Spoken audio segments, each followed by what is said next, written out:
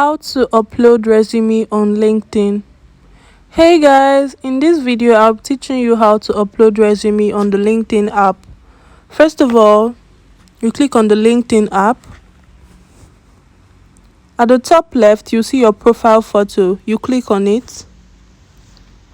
You click on view profile.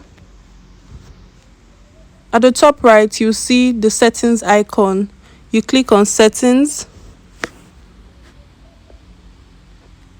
Here you'll be provided with 6 options: account preferences, sign-in and security, visibility, communications, data privacy, advertising data.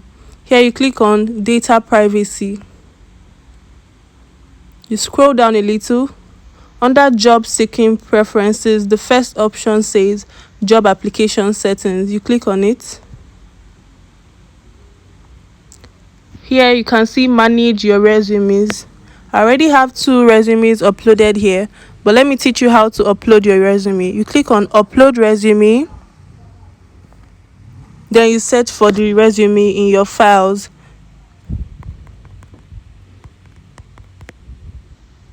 You click on the resume that you want to upload, and there you have it.